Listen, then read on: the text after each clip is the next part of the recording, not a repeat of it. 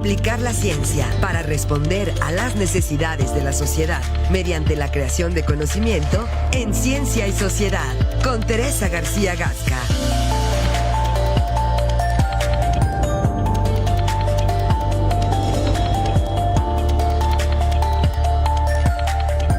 Con 35 y como cada miércoles ya está aquí con nosotros en vivo la doctora Teresa García Gasca.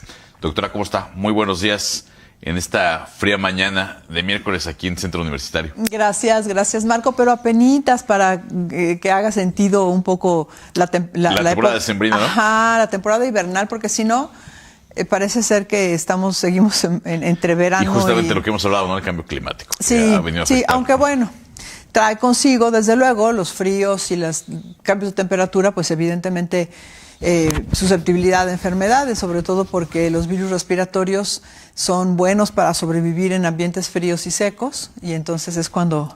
justamente de ahí, cuando viene el incremento de estas enfermedades. Por eso tienen estos picos, ¿no? Es justamente en la temporada invernal, y es cuando hay que tener más cuidado en nuestra salud en vías respiratorias.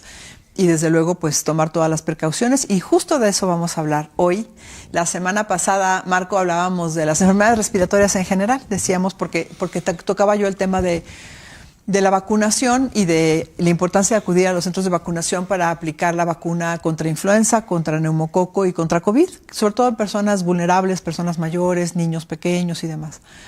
Pero dado la importancia que ha ido revistiendo, que ha ido tocando el tema de la variante de la influenza del virus AH3N2 y que ya se presentó un primer caso confirmado por pruebas moleculares del subclado K. El subclado quiere decir que es una como subvariante de esa variante con su denominación de la letra K.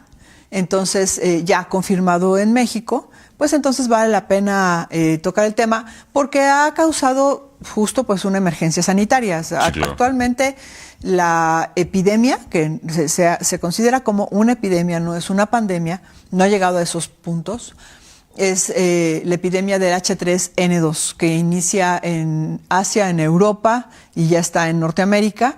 Y que bueno, pues sí ha causado que los hospitales empiecen a llenarse, en fin, las cosas que ya sabemos que suceden y que desde luego nos alertan, ¿no? Porque acabamos de salir prácticamente... Estamos ciscados, como se dice coloquialmente. Estamos ciscados. Entonces vamos a platicar de la influenza y particularmente de H3N2. Muy interesante la historia de la influenza. Miren, la influenza es una enfermedad infecciosa de vías respiratorias causadas por un virus ARN de la familia Orthomoxoviridae. Particularmente este virus tiene cuatro tipos. Aquí en pantalla muestro 3, pero ya recientemente se identificó el virus tipo D. Entonces, los 4 tipos virales de la influenza son la A, la B, la C y, como les comento, recientemente la D. Los más importantes en términos de enfermedades humanas son la A y la B. Y se parecen entre ellas porque ambos subtipos comparten estas dos proteínas, digamos, extravirales, ¿no? de la superficie viral, que es la hemaglutinina, que es la H, y la neuraminidasa, que es la N, por eso HN. Existen 18 tipos de hemaglutininas y 11 tipos de neuraminidasas. Por eso es entonces que es H1, N3, etcétera, ¿no? Depende de qué hemaglutinina hay y qué neuraminidasa también. Y en este sentido, dependiendo de esa nomenclatura, se les va dando el nombre de la variante correspondiente, y algunas de las variantes pues han sido las más importantes evidentemente en la historia de esta enfermedad. Decía yo en la siguiente imagen, puse yo que es un virus legendario, pero realmente no es un virus legendario, es un virus milenario. Marco, es muy interesante porque los primeros registros históricos están desde el año 6000 a.C. en China y después en Grecia. Y la primera descripción de la enfermedad fue dada por Hipócrates en el año 412 a.C. Bien interesante. Ya existía, ya se identificaban los síntomas, pero evidentemente no se tenía idea bien de quién era esta enfermedad.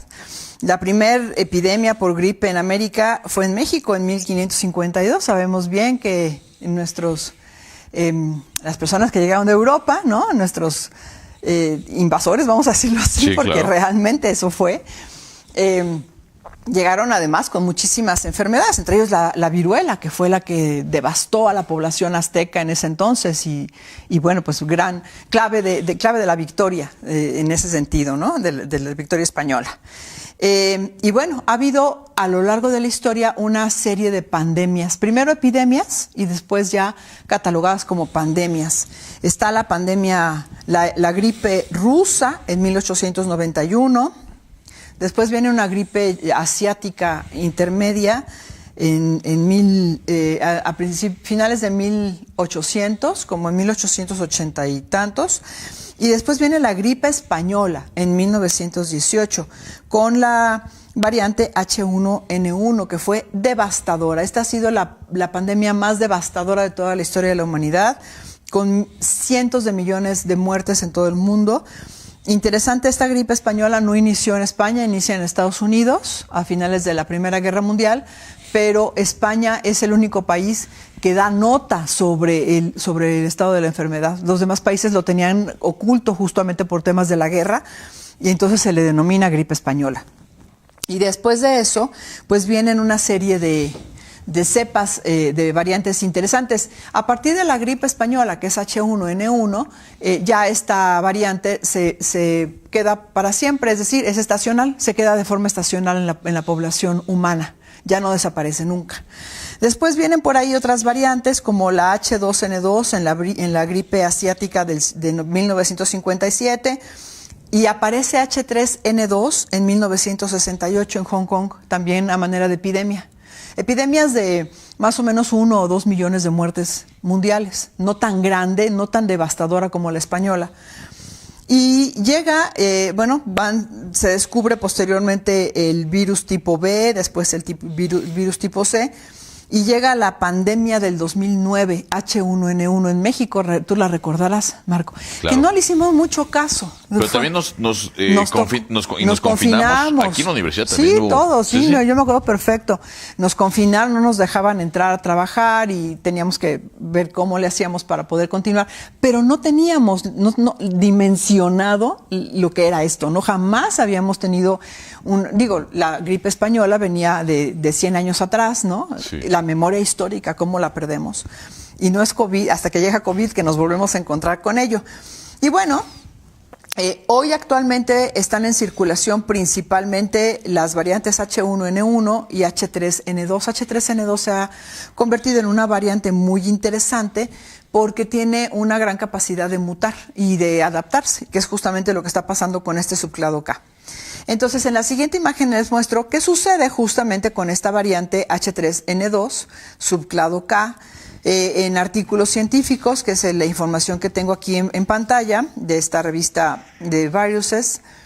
Nos explican que la antigenicidad de esta cepa, es decir, su capacidad virulenta, está relacionada con mutaciones en la hemaglutinina, en esta proteína de su superficie, en 7 aminoácidos en particular, que son los que cambian. Y esos 7 aminoácidos son los que le dan la capacidad de tener una mayor virulencia. Puede atacar mejor a las células del sistema respiratorio.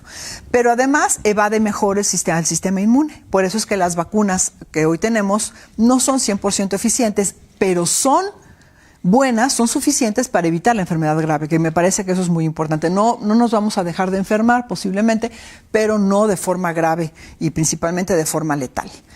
Entonces surge la alerta epidemiológica en la siguiente imagen, en el mes de noviembre, porque resulta que se presenta de forma temprana. Es decir, estas variantes son estacionales y tienen sus temporadas, pero esta variante en particular se presenta de manera temprana en Europa, hoy particularmente también en Asia y en Norteamérica. De esta manera, en la siguiente imagen, la Organización Panamericana de la Salud nos da nota sobre el incremento por temporada invernal en el hemisferio norte, si me regalan con la siguiente imagen, con 2 datos bien interesantes. Que se ha incrementado la circulación de esta variante H3N2 del subclado K en estos lugares del mundo, y que a pesar de las diferencias antigénicas observadas para este subclado, La vacuna muestra una protección contra hospitalizaciones en niveles más o menos del 70% en niños y del 30% en adultos, lo cual es muy importante. Entonces, la vacunación es muy importante. Hace unos días en la conferencia matutina de la Presidenta de la República, el secretario de Salud explicaba que hay suficiente vacuna, pero están pensando ellos básicamente en las poblaciones vulnerables. Yo pensaría en que hay que tener suficiente vacuna para la población en general, ¿no? Porque evidentemente esto va a proteger mejor. En la siguiente imagen, justo lo que comentábamos hace un momentito, Marco, se confirma el primer caso de influenza H3N2, que a la que ya le han llamado la supergripe en México, ya confirmada por pruebas moleculares. Y entonces, bueno, pues lo que hay que hacer es que a la primera aparición de síntomas hay que acudir al médico para que lo clasifique correctamente. Es importante, hay prueba molecular, hay prueba de PCR que nos permite saber si es particularmente esta cepa la que nos está afectando, y se le llama supergripe porque los síntomas son así estratosféricos, ¿no? Fiebre muy alta. ¿Es como una gripe maximizada? Una gripe fuerte, ¿no? Sí. Una gripe muy fuerte, con mucho dolor de cuerpo, tos persistente, congestión nasal. Imagínate una gripe muy fuerte, pero con fuerte fiebre alta y demás, y entonces ante el primer síntoma vamos al médico para que nos clasifiquen bien, nos diagnostiquen bien, y en caso de que sea esta variante, pues tomemos las precauciones, sobre todo porque está en nuestras manos justamente pues evitar que que se generen contagios mayores, ¿no? En la última imagen que les tengo el día de hoy, ¿cuál es la vacuna para este virus? Bueno, pues esta vacuna es la que existe previamente para H1N1 y H3N2. Y también para el virus de tipo B, que también está coexistiendo de forma estacional. Entonces se tiene ya esta vacuna, pero que justamente esta cepa tiene sus propias características, aunque es H3N2 y la vacuna contiene, digamos, antígeno contra esta variante en particular.